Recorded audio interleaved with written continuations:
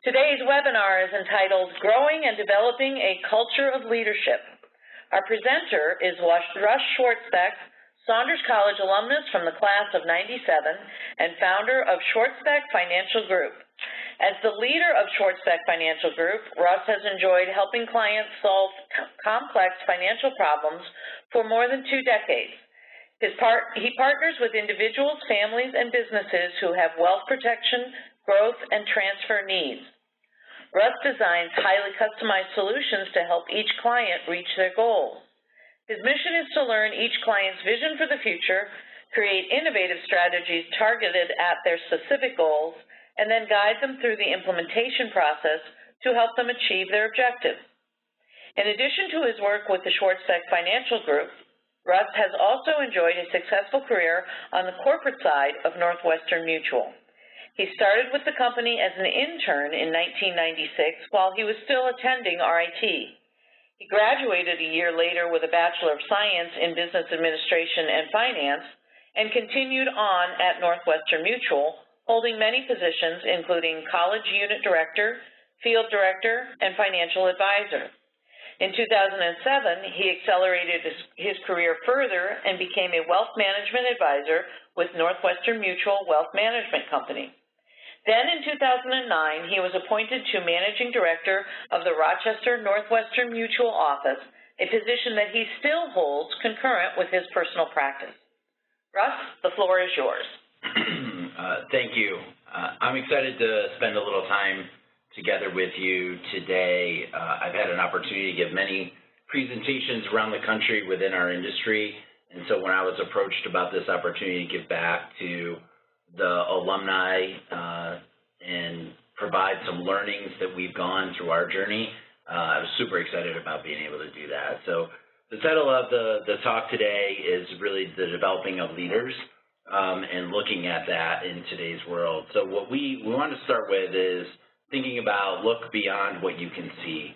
And so what are some of the things that you can really think about beyond just what you see right in front of you every day? As we navigate into the current environment of what's going on in the world, we see that what are we seeing that our business owner clients want?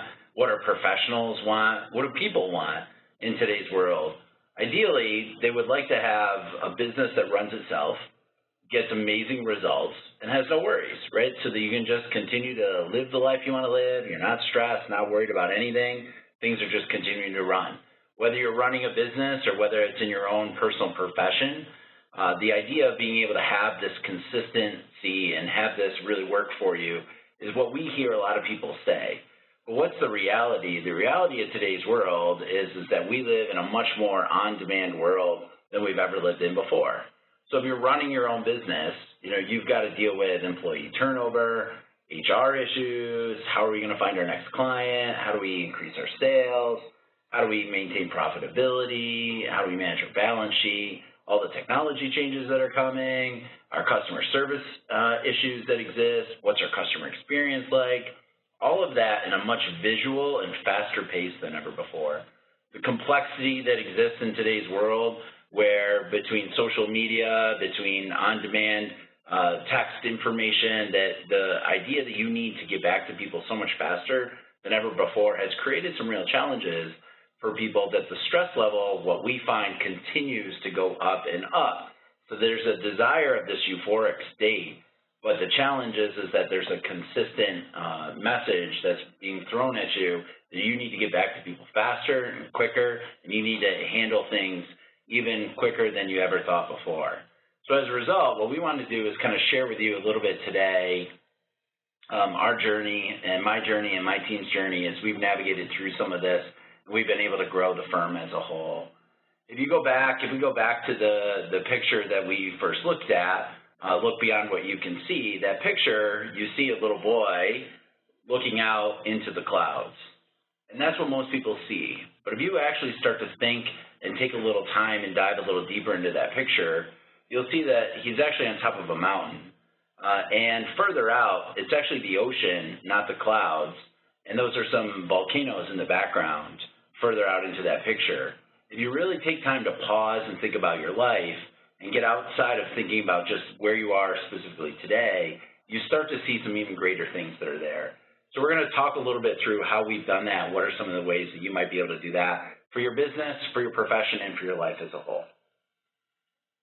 So the first thing that I want to do is just give you an overview of our firm and give you a little bit of history. So as Lydia had mentioned, we started the firm in 1996 here in Rochester, New York, and we started with very little capital, i.e. none, and a bunch of school loans, and we had no clients, and weren't really sure how we were going to do this business and how we were going to grow it. And then in July 2009, I took over running the Rochester office of Northwestern Mutual. And so from there, these two businesses run together with one another. The office of Northwestern Mutual in Rochester, what we're trying to do is really have a bigger impact on our clients, because we want our clients to live life differently. We want them to be able to pay for their kids' college, be able to retire with dignity, be able to have their families protected in the event of a death or a disability or a long-term care event. We really want to help them achieve and live the life that they truly want to lead. So we do that both with the Schwartzbeck Financial Group and then in developing and growing Northwestern Mutual Rochester. What we found is there was a problem in our industry, that our industry was aging. And today, the current age, based on a couple of different studies, of financial advisors is 61 years old. And so there's an aging that's going on in the financial services industry at a time where the demand and the need for financial advice is greater than ever before, because there's not the pensions and social securities and things that you could count on before. So there's a need and a demand in that space. So we really wanted to work on developing a firm that could be here and last for years to come overall. So if we fast forward and take a look at where we're at today, the current state of our firm is that we've now grown our firm to where we manage over $1 billion in assets under management for our clients. We have 43 advisors now in our firm. We have 30 interns and 40 staff members. When I took over in 2009, we had roughly 30 people total in the firm, the majority of which were much closer to retirement than developing their career. Today, our demographics of our firm is we've got 69 people under the age of 30. We had 24 between the ages of 30 and 35. We had 11 between 35 and 45, and we only have 9 people over the age of 45 within our firm. So we really built this firm and grown it through youth and through energy, and really building on a commitment to have a major impact. So we're going to talk a little bit about how do you work with the younger generation, how do you develop team and the overall environment. And then on the Schwartzbeck Financial Group side, we've now grown our business. These numbers are a little dated, but we're well closer to $200 million in assets under management. We have 6 team members who really focus on helping a lot of small business owners and executives and retirees be able to achieve their life goals overall. So we've had some success, and so we get questions all the time about how are you guys able to do this? How are you able to build a firm with a lot of millennials in the firm? How are you able to grow in an industry that's aging and in an on-demand world where you can get more information on financial planning right online on your phone or through the internet than you can ever before? And so how have you guys been able to do that? So we're going to share a little bit with you about how that's worked, and then also some ideas and some takeaways that you might be able to use from there. So let's get started. So the first thing that we looked at were there are 3 cornerstones that have helped us really build an organization. The first one was organizational vision. And I think about this, whether this is for a business, if you're running a business, or you're running a team, or if you're just looking at your own personal life. You know, what is your vision for yourself, for your family, for what you want to accomplish? So we're going to talk a little bit about how do you create that and how do you use that. Secondly is great culture. And we hear a lot that, hey, we really want to have a great culture, but how do you actually do that? How do you really take time to really understand and how to build into that? And then lastly is the champion of belief, and the belief that you need to have as you lead an organization, or if you lead a team, or you lead your personal life. What do you need to do to make that happen overall? So let's dive into the organizational vision. The first one is in the organizational vision, we think about is how do you create a vision? How do you do this? And so one of the key strategies that's worked extremely well for me is a pen and a notepad. Right? So it doesn't sound overly complex and seems rather low-tech, particularly sitting here at RIT talking about a pen and a notepad. But really, that's been one of the biggest game changers for me. I met a gentleman who runs an extremely successful business early on in my career, and I asked him what's been the number one thing that's worked for him. He said that it's 4 hours a week of think time. He goes to a specific restaurant every week at a specific time and just sits there and thinks about the business, thinks about his vision, thinks about his team, really takes time to use his brain versus just putting out fires all day long. And so I've adopted that. I've failed as to what he told me to do. So about 2 hours a month we spend just with a notepad and a pen and a piece of paper. What I found is that over time that we've had to add a second notepad because what occurs is so many things are flying through my head about issues and things I need to tackle. And so I actually have a second notepad that we use to just write down things that pop in my head, like, hey, I forgot to sign my son up for hockey, right? So that gets in the way of this, but it's real and it happens. So I'm able to dump those onto this other notepad and really spend more time thinking about it. And it's fascinating the first couple of times that you actually do this. The first time may be really weird, and you're like, I'm not sure if this really works. But then after the first time, the second time, the third time, you start to really develop habits around, okay, I get more out of taking time to stop and think so that I can go faster overall. So that's been a really big component for me is that every month spending time on thinking about the business, thinking about the career, thinking about where we're headed as a family. Secondly is then if you have a team that you work with, whether you're running a business or whether you're in a team environment that you're leading, or even your family, how do you bring your team time together, your team vision? And so as you develop as a leader and you grow, how do you share your vision and how do you get other people bought into it? One of the mistakes that we see often occur is that people will create a vision and then they won't share it and they'll get frustrated that other people won't come along with them. And their thinking is so much further ahead than the rest of their team because they never took the team time to help the team buy in to the vision, help the team understand where they're going, and they would spend more time just being frustrated that the team didn't get it than really taking time to help them learn from there.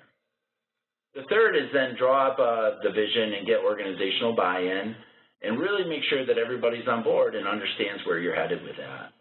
And then every time that you meet, make sure that you go back and you share the vision, the mission, the values at every interaction. Why are we here? What are we doing? And where are we going? And so it's so easy, particularly as you get bigger and you grow faster, to forget about those things and skip those easy little steps of sharing that and connecting to it, almost to the point where you feel like, I've been doing this over and over again. I think everybody should just understand it. But just last week, 2 weeks ago, our team got together and we spent time diving into the vision again and making sure we were still connected to where we were going. It was tremendously impactful and helpful, and it was people that have been there all along.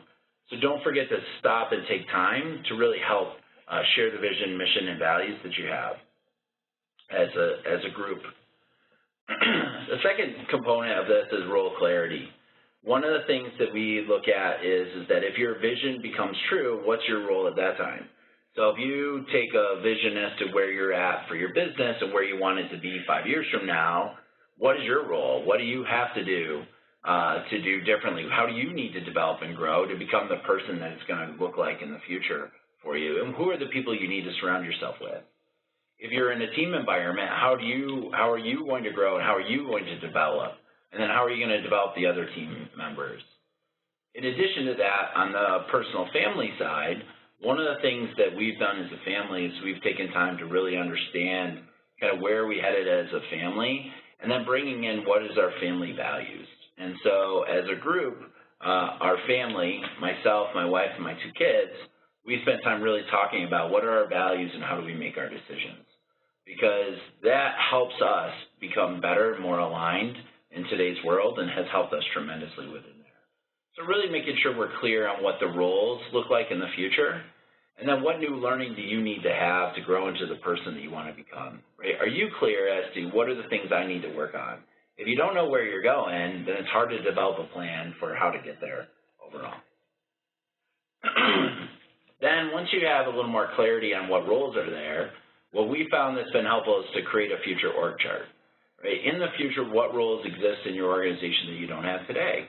As you're continuing to develop and grow and you hit the success level that you want to hit, what does that look like for you? Do you have the people you need for the future, or do you need to go recruit them? Right? Are we in alignment with where we're headed? And as you share this future org chart, how does some of your team's development plan align to their future roles? Right? Can you help your people connect the dots about where you're headed and how their development is going to align into that space? And so overall, what we find is that really spending time to create your vision, to spend time thinking about where you're headed and what do you personally need to do and how does your team need to develop to make that vision come true, has really helped us tremendously. The one other thing before we move on to culture that we would encourage you to do is make sure that you take time to capture your learning. One of the mistakes that I've made in our career is that we would create these quarterly things we're going to work on, and we would get to, let's say we had 10 items, we would get 8 of them done. We would focus and obsess on the 2 we didn't get done. And we'd forget about the 8 that we did. And we'd forget about all the changes and all the things that we've done and accomplished in such a short period of time. So make sure you celebrate and pay attention to not just the things you haven't accomplished, but the things you actually have as you continue to grow. With that, I want to transition and talk a little bit about the second step overall, is really how do you develop a culture and how do you build that? We hear all the time from our business owner clients that they really want to have a great culture in their organization, but sometimes they just feel like their people don't get it. What I find is that you really need to make sure that how are you intentionally developing your culture. So I'm going to share with you some of the things that have worked for us. And whether you're leading the organization, whether you're on a team, these are all things that I think that you can implement whether you're in charge or not. The first one is what is the experience your people have in their environment? Right? So as you start to think about this, what is the experience that exists and what are some of the areas and challenges that you could potentially have an impact? And if you're leading the organization, how do you get feedback from other people? If you're not leading the organization, how do you find a way to give feedback in a constructive manner to help make the place better overall? We use the analogy that if our business was a play, and as you enter the organization, you walk in, that's your opening act, like the curtain comes up. What would that say about your organization? What's the interaction? How do people interact with you? How are you communicated with? As clients enter our office, how is their experience? As potential new employees come to our organization, as the overall employee experience, what is it like to actually work there? And have you taken time to stop and think about it? Taken time to really examine what's working, what's not quite right, what needs to change overall. Then what we want to do is we really want to try to build a culture that people seek out and want to be a part of. Right? That's our ultimate vision as we look at this, is that we want to continue to develop and grow talented people. And we're looking for talented people all the time in our organization. And so what we want to do is create a culture that other people seek out and want to be a part of. And so there was a study done from a book called It's Your Ship by Captain Michael Abrashoff. And in that study, it talks about what are the top reasons people leave their company. The first one is not being treated with respect or dignity. The second one is being prevented from making an impact on the organization. The third is not being listened to. The fourth is not being rewarded with more responsibility. As we've talked to business owners and other people who are running organizations, that fourth one surprises a lot of people. That the people leave companies because they weren't asked to do more, right? They weren't asked to lead or be in charge or step up and do more. They always figured that people would just automatically do that on their own. Sometimes people need a little guidance and help as you continue to work through that, and believing in your people and giving them an opportunity to really have an impact has helped us tremendously. The fifth one is low pay. So it's fascinating in today's world, the thought of compensation drives performance. We find that culture can actually drive performance and if you get compensated for doing a great job, nobody complains about that. But if you don't have a great culture and you have great compensation, you could lose really good people with it. Russ, we have a question from the audience. Do you attempt to quantifiably measure culture, and how, if you do? Yeah, so we do a couple of things that we look at is that we do different surveys. We evaluate, so we do anonymous surveys a couple of times each year. We then evaluate attendance to events, and we stop and we think about every event that we're doing, who's coming, who's involved, why are they involved, why are the other people not being involved, how could we mix, get more people to mix and spend time together. So it's actually part of the dialogue that we have as part of our strategic monthly meeting. It's around what is the attendance at events, who's coming, and we had a situation where we had in our organization some of our older advisors were having trouble spending time with our newer advisors. They're like, we just don't know them, different generation, we do things differently. And we came up with an idea that rather than saying, hey, how come the guys who've been here forever don't come to our events anymore, we said, how do we go to them with our events? How could we take on the problem that we want them there? So we went and we sought them out and said, hey, what could we do to build things that would make you really excited to come to? And it's been a tremendous success. And so as a result, getting them reengaged back into the culture has been tremendous. So every month we do look at kind of reviewing what were the events we had and what's the attendance and how do we make sure that the people that are going are really getting a good experience. Okay? Yeah. All right. The next thing is then inclusion. And this kind of builds upon that question that you were just talking about. When we think about inclusion, how do we measure inclusion? We look at how do we know if people are included? It needs to start with when everyone matters and everybody knows he or she matters. Your people are happier to come to work and they're eager to give you their energy, creativity, and loyalty. That's a belief system that we have, is that we believe that everybody matters. It doesn't matter if you've been there for a week or you've been there for 50 years, right? We believe that everyone matters. If you're part of our team, you're important, and we want your feedback. We want to know how we can continue to get better. And so how do you make sure that everybody knows that they matter? And so that's one of the things that we talk about consistently. And so as a result of that, we use some empowerment strategies to really help people in this space. The first one is that you have to ask yourself, are your leaders empowered to make whatever decisions are necessary to do their job? We see some leaders in organizations stressed out and working all the time, and their people who are working with them aren't quote unquote pulling their weight. And a lot of times you have to examine, is it the people that are working for you, or is it your strategy and your style? Do you overcompensate? Rather than empowering and giving some things to some people that could do it maybe not as good as you, but could do it nonetheless, could they surprise you? Could you give away some of that and really empower some of your younger leaders to make some decisions and expect that there's going to be mistakes, but work together with them versus just controlling all of that? So one of the philosophies that we have in our organization is that we have three key philosophies. Number one is that we believe you're either part of the solution to the problem or you are the problem, right? So if you're not interested in helping us figure out how to get better, how to grow, and you just want to complain about how bad it is, then the reality is that you're probably the problem, right? And so we believe that you need to be part of the solution. Secondly is that we try to develop a culture of leaders.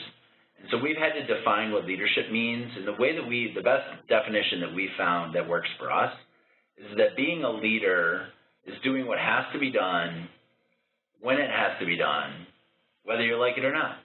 And so if you are a leader who's doing that, whether you are a senior leader, whether you're CEO of a company, whether you're a vice president or a team lead, or whether you're the receptionist on your brand new first job ever, you have that same drive to lead in whatever role you're doing.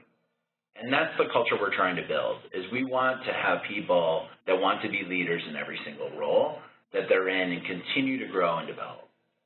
The third is that you have to ask the question, what is the problem we're having, not who is the problem, right? And we find that sometimes we easily can get, as we continue to grow, we can slip into this person's not pulling their weight, this person's not doing that. And it's all about the person versus what is really the problem that we're trying to fix.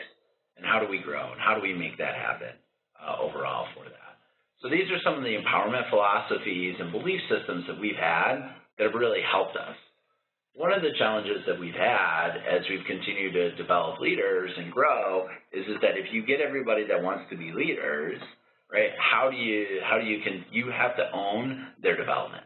You have to continue to believe and develop them, because if you can get people, and if you are one yourself, who has a desire to continue to grow and get better, then you need to make sure there's pathways for them to do that. And so that's a lot of the dialogue and conversation that we have, which is our process of developing leaders. So the first thing what we do, and you can use this whether you're running a company, whether you're leading a team, or in your own personal life, right? Do you have a deep understanding of your leaders and their true desires and talents? Do you have a deep understanding of yourself? How much time have you spent really understanding your strengths, your weaknesses, your opportunities to continue to get better overall? And as a leader, if you're understanding your team and where they're at, then that provides you a deeper understanding. Then you can have each person do a personal development plan. And then if they have a personal development plan, they're working on continuing to get better and continuing to grow. Every year, they're working on things that they can do and continue to grow in that space. You have to ask the leader, how does your personal development plan fit in our vision, right? So how do you connect? If you've developed your own plan and what you want to accomplish, talking to your leader, talking to the person that you work for, or really, how does this fit to where we're going? And then you can explain the future org chart and where you can see them fitting into it. As we continue to develop and grow, what does this look like for you? And then what we find is that people are committed to working harder and developing if they know that there's a path for them to continue to grow. One of my favorite questions that we ask, and I had a consultant ask me this question personally, was what are you doing today to reinvent yourself, to be relevant in the future company 3 years from now? Because the world is changing rapidly and fast. Our business is so different than it was 3 years ago. I can't imagine how fast it's going to continue to change 3 years from now. And if we're not reinventing ourselves all the time to continue to be relevant in the future, then we're going to get left behind. And so we don't want that for any of our people. We want them to continue to develop and grow. And we don't want that for ourselves. And so how are you pushing yourself to ask yourself that? And then lastly is that you need to treat your leaders as your best clients. And so if you have some really great key people, what are you doing to make sure that they, A, know they're valued, B, know that they have an opportunity to continue to grow, and C, are they spending time with you directly so that you can continue to help them achieve what's truly possible for themselves. Russ, we have another question. Do you find that there are common red flags in an unproductive work culture? That's a great question. So when we look at some common red flags that we see, a lot of times we find lack of clarity around vision for the organization, lack of clarity around why what they're doing matters overall. And so therefore, if they're not dialed in, connected to the vision, why they exist or how it all comes together, and why it would be important for them to help the organization, we find that's an area where we find less productive organizations. And so one of the things we've worked with some of our clients on is to really understand, okay, if you have this culture and you're struggling with this, have you asked your people, right? Have you spent time really understanding, how are you being challenged? What are you bored, right? Are you connected to what we're doing? And why is it what you do matters? And if they can't answer that question, you got a problem, right? You got to spend some time figuring it out. And sometimes the problem, which is challenging because I've had this happen more than once to me, is that I was the problem, right? And the way that I was communicating things, the way that I was working with people, and that without doing some discovery and really understanding where they were at and where they were coming from, the real problem was me. And so you have to have the courage to really own that and say, okay, I get it. I need to figure out how to become better at that space, and then being vulnerable, right? Because I find that if leaders are vulnerable about what they're struggled with and challenged with, then the rest of the organization is open to be a little more vulnerable. Okay, and we have a second question, which is, how does this sync with people needing to be self-motivated? So one of the challenges is that, a phrase that we have in our organization is that you can't teach work, right? And so that's a challenge overall, that, I have a belief system that the majority of, I believe almost everybody would like to have a job, but I don't believe everybody wants to work.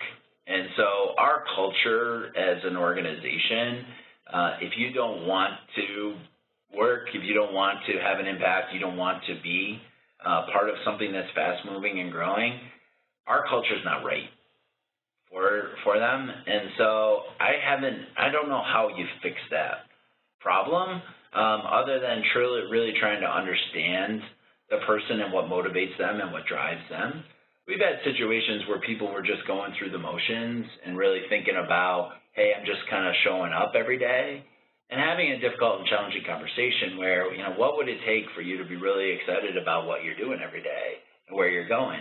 And sometimes I find people feel stuck and afraid to chase after what they really want to go after and accomplish. And so having the courage to having a dialogue with them about what would it look like if we were to really accomplish what's truly possible for you, and what do we need to do to make that happen? So really jumping on the grenade, because it's risky, because you could have somebody who's really important to your team or to your business that's disengaged and doesn't want to do what they're doing anymore, but you feel like if you were to lose them, you would be sunk. And so, but the reality is if you don't address it, they're going to leave anyhow, right? So that's what we find is that you need to do in that space. Let me continue on then and talk about the last step of the process that we've had, which is the champion of belief. And so the champion of belief is that a lot of this comes down to you, right? A lot of this comes down to what energy and enthusiasm do you have, right? As you're making changes and as things go on, you need to recognize that change is messy and hard. And don't forget that. And not everybody processes change the same way. And so recognizing how do you process change. The second thing is what's your mindset around attitude, right? If you have a great attitude and you're the energy that you want the organization to be, it can uplift and help the rest of the organization. If you have a really bad attitude and you're in a bad place and you come in, the rest of the organization will be that way too. So you can control your attitude every day. How do you check the challenges and the issues that you have? How do you process and deal with those and set those aside so that you can really focus on your attitude at work every day? And then be careful what you say and do, right? Be careful what you say and do because your people, and if you're leading people, they're watching you. They're judging you, right? They're trying to figure out, all right, are you doing what you said you were going to do? So we believe that you need to live by your values. If honesty and integrity is what you say you do, how do your actions align to that? So I was in church a number of years ago, and I heard a story about a priest. And this priest was developing a new parish in town and was young and had totally revitalized this particular parish. And he got on a bus one day, and he gave $1 to it was a 50-cent bus ride. He gave $1 to the bus driver. The bus driver gave him 75 cents change. And the priest didn't notice it until he sat down, and then he realized that the bus driver gave him an extra 25 cents. And the priest sat there and thought to himself, does it really matter? Is it my lucky day I got an extra quarter, right? Or should I give the guy back and let him know? Who's going to really notice? Who's going to really think about it? Does it really matter at all? So the priest said, I'm not going to worry about it. And then as he's walking to get off the bus, he decides, you know what, I'm going to give the guy the quarter back, right? And I'm going to give him the 25 cents back and tell him that he gave me too much money. And so he gives the bus driver the 25 cents. And the priest says, the bus driver says to him, "Thank you, Father. I've heard tremendous things about your new parish. I've fallen out of favor with the church a number of years ago because of some of the challenges and things existed. So I purposely gave you an extra quarter to see if you really were living by your values or not." And so the priest got off the bus and fell down to his knees and couldn't believe that he had almost sacrificed his entire integrity and everything that he was working over a quarter, right? And how many times are we tested every day and given opportunities to go the easier path, right, to go and think through that? And if you're really trying to build a culture in an organization that you can trust, that has honesty and integrity, how are you living to that? Are you holding yourself to a higher standard within that? And so that's one of the things that we really think is important is that you have to, if you want an organization like that, if you want your kids to do that, right? You think about, my son's 7 and my daughter's 11. If I want them to be honest, I've got to do the same thing because they're watching me. If I want them not to talk on their cell phones while they're driving when they get older, I got to not do that too, right? So those are things that you have to pay attention to. The last piece that we'll leave with this on is the champion of belief. So in the movie The Polar Express, because I have young kids, there's a scene at the end of Polar Express where Santa Claus leaves the bell to the little boy as a present, and his mom and dad don't remember giving him that present, and it says, "Here, you must have a hole in your pocket. You left this back at the North Pole," and he gets the bell. And when he grabs the bell, he rings it, and he hears it run true, and he can hear the bell ring, and so can his little sister. But his parents grab the bell, and they ring it, and they can't hear it. And so the bell goes dark, right? And they're like, must be broken. And the boy goes on to explain that throughout life continues to chip away at you, that you can't believe in the things that you were when you were little. And the little boy says at the end that the bell still rings true for all those who truly believe. Well, I think that's the same thing in your career, in your business, that early on you can get a lot of energy and excitement. You get part of a new team, you start a new business, you're excited about this, everybody's all fired up already. And then after a number of years go by, it's like, oh yeah, that's just kind of how it happens around here, and this doesn't get done, and you easily can lose hearing that bell. And so part of your role as a leader, whether it's a leader in your family, leader in your team, leader in your business, is that you need to be the champion of belief. You need to believe that the bell still rings true, right? You need to continue to believe in yourself and ring that bell for yourself overall, because the rest of your team's going to need you sometimes to carry it and make that happen. So in closing, all I would ask that you do is just have fun, right? Never lose your sense of humor. We find that so many people can get caught up in themselves, caught up in thinking about work, caught up about travel, caught up about next deadline, how do we navigate through this, and they lose the fun in life. And then they correct too much the other direction. We see people dive all in on their careers and then dive all out on their careers and then dive all back in, and the overcorrection can create some real challenges. So I'd encourage you that as you're doing your think time, you're doing your vision, how do you make sure you stay true to having fun in life? Because if you do, then you can enjoy all the other stuff even more. So, great. Any other questions? Yeah, please, if you have questions, go ahead and submit them through the chat box, and we'll take them on. We do have a couple questions, although I do have to point out that we started in Hawaii and we ended in snow, so there's something off on the calendar there. We are from Rochester. Yeah. So, I'm sorry, so we do have a question here. Can you share your view on organizational structure and its impact on culture? And I'm speaking specifically about hierarchical structures versus flat organizations. Totally. So for us, what we find is that the idea of developing a culture of leaders and having everybody want to continue to grow and develop leads to a more flatter culture, right? And so you end up with more of a flatter culture. What we found is that as you continue to grow and develop, when you're smaller, that works really well. As you continue to get bigger and bigger, it's harder to actually do that and continue to stay the course. That you need to get, that there ends up being some more hierarchical hierarchical. There we go. Needs to do that. But the big thing that we found is really role clarity, right? The biggest component of all of the organizational structure is, are we clear about roles? And as the business changes, how often do you stop and look at roles? So when you look at, this is what I was hired to do 2 years ago, but this is what I'm actually doing now. That's different, right? And so is it clear about who's supposed to do what, when, and how? And if you don't have that role clarity, we spend a lot of time working on role clarity because we want our leaders, we want our people to continue to develop and grow.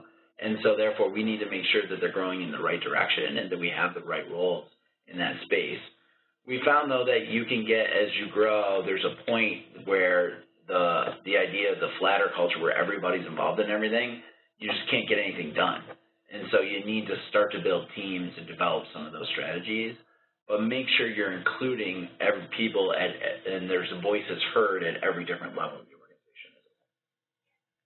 All right, next question is, it sounds like your company has achieved the culture you outlined. What was your biggest challenge to getting there, and did you have to make any difficult decisions? Absolutely. So, great question.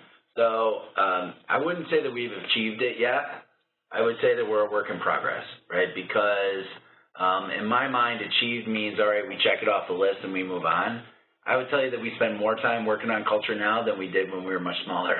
And so it's a consistent work in progress and continuing to work within that space. And as you get larger and larger, there's more opportunities for things to fall off the rails quickly.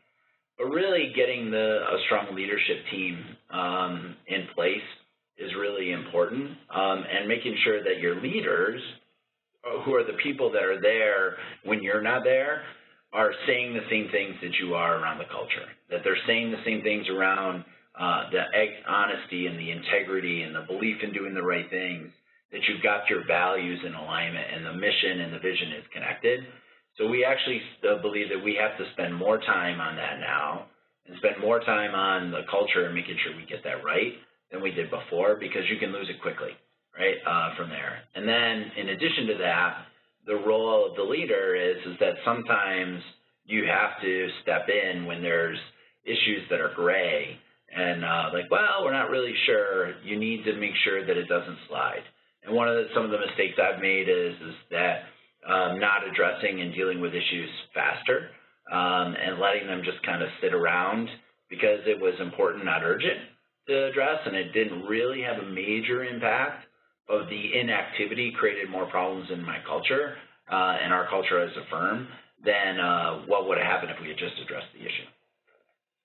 Okay. Next question. Do you have dedicated staff for culture development? Is it a function of HR, or is it spread throughout management?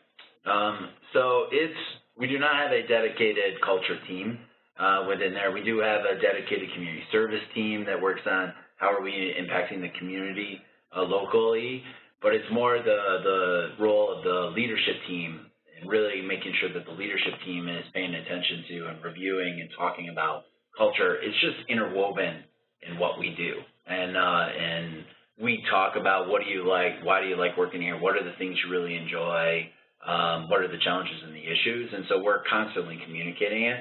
So it's more interwoven in the leadership team's role that they need to understand what's happening in that space overall than a dedicated team. But I do know some of my other clients that are really successful have a dedicated culture team. We got a call from one of our really successful clients who her team that she built said, hey, we want to come and meet with your team to learn what are you guys doing to grow your culture. We're a culture team for the organization. I'm like, wow, that's a really interesting idea, and I hadn't thought about that before. So I don't know if we will do that in the future or not. It just was my first exposure, and that literally was a month ago that we got that call. Okay. So this is an interesting question to follow that, which is, in your opinion, is it more important for leaders to be focused on their employees and culture than it is on customers? So that's a great question. I don't think it's an either or, right? So if you have a strong belief in taking care of your clients. We use the term, we want to be FedEx fast and Goofy friendly, that our clients can really dive into believing that we'll be there for them and that we will take care of them fast and friendly. Then that culture, that belief of taking care of the clients first is really important. So I don't feel like you can have one or the other, right? It has to be a both in that space. That if you have an organization that's fully committed to taking great care of the clients, but you don't care about the culture and the work experience, that's going to fall apart. And if you have one where it's just a super fun culture and we don't care about the clients, well, that's going to fall apart also. So it's really got to be a combined effort and committed team, in my opinion. And one more question. Do you read or follow any leadership gurus or information, or have you just sort of grown your own? Yeah, so I was challenged by one of my clients when I was 22 years old. He said to me, a super successful guy, he said to me, how many books do you read a year? And I said to him, a year? I don't know if I've read 5 books in my life, let alone in a year. He said, I read 2 books a month. Let me just tell you that, already, and it was June, he goes, you're already 12 books behind me this year. How are you ever going to catch up and run a great business if you're not reading and growing yourself? And so that conversation, which I still remember, led me to a journey where I read all the time. And so my goal is to try to read 12 different books a year. And I have typically, it's people that will give me, if I get a recommendation to a book by 2 different people, I buy it. So that tends to be a rule of, I can't buy everything, but we'll do that. And so I listen to, so I read the book and I use Audible to listen to books while I'm working out or running. And so it allows me to get through the books faster overall. But I read a lot of business books and a lot of American history books. And so those are the things that I tend to read on a consistent basis. I wouldn't say that there's a specific person that I follow. I do listen to a lot of podcasts about our industry as a whole and running businesses within that, but there's not a specific person that I follow. I do know some other people that do, but I try to read multiple books and make up my own mind, is what I was taught. You have to read the whole book, because I'm a great starter of books, and then about halfway through, it was. Yeah. So does that count as like half of a book? So there's studies on that that are done in regards to how many people buy books and never open them, right? And then the average length of time that people actually get into them.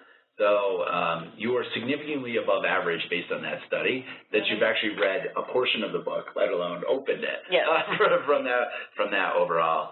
What I do find that some books, you get through about a third of it, and then they start to repeat themselves, and they try to go deeper into the subject matter that they've already given, and I get checked out. I'm like, I can't finish this.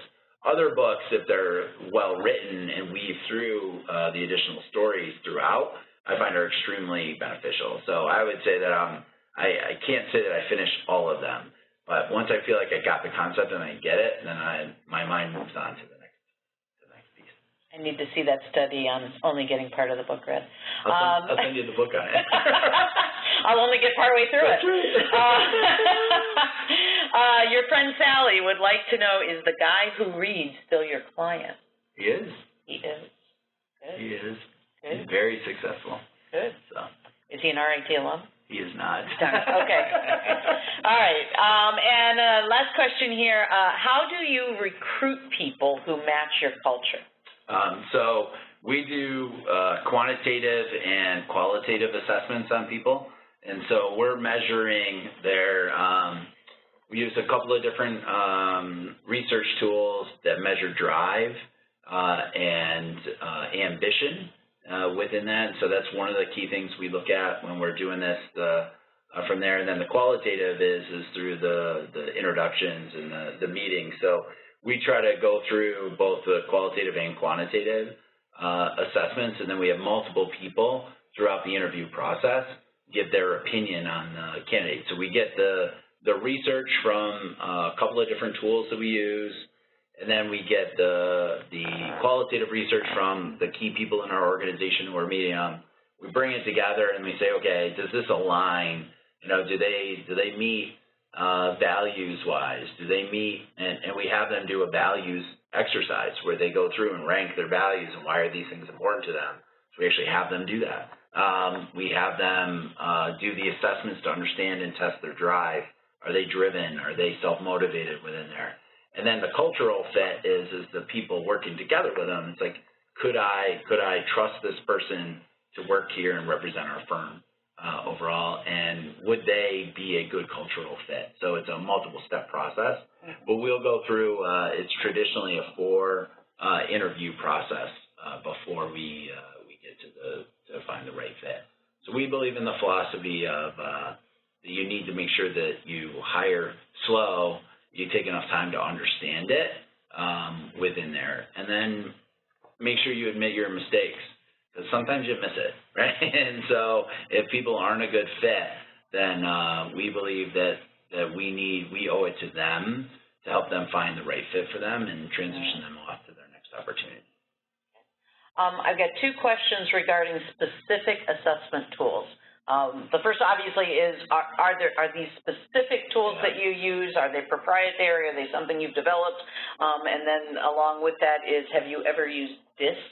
Yeah, so the tools that we use are proprietary industry-related tools within there, so they're not necessarily ones that are easily replicatable throughout the industry, but we buy them, so they're not, we buy into them, so it's not, it's called the Cultural Index is one of the ones that we use specifically, and then the Career Staff Profile with a company out of Toronto, but they're very specific to the financial services industry from there. Then the second thing, the DISC profiles, big fan of the DISC profiles. We've not used them in a long time because of some of the other tools that we have, but we found them to be really helpful and beneficial. And I know a lot of my really successful clients use those tools all the time. Super. Well, that is all the time that we have. If you have any additional questions, they can be emailed to ritalum@rit.edu, or you can tweet them to @RIT_alumni with the hashtag #MeRITWebinars, and we will direct your questions to Russ. Note that all participants will be receiving an email from us in the next few days with a link to today's webinar recording. Many thanks to Russ for being our distinguished speaker today, and thank you all for joining us for today's webinar. This is our last MeRIT webinar for the current RIT year, and we will be picking up again later in July, so please watch your email for the next few webinars. We hope that you've enjoyed this year's webinars, and we'd love to hear from you, whether about topics or presenters you'd like to have us cover, or about the MeRIT series in general. You can email us at ritalum@rit.edu with suggestions. Thanks again to all of you for joining us. Have a great start to summer, and please exit the webinar by closing your WebEx window, and let us know what you thought of the webinar through the brief survey that pops up when you exit. Have a great day.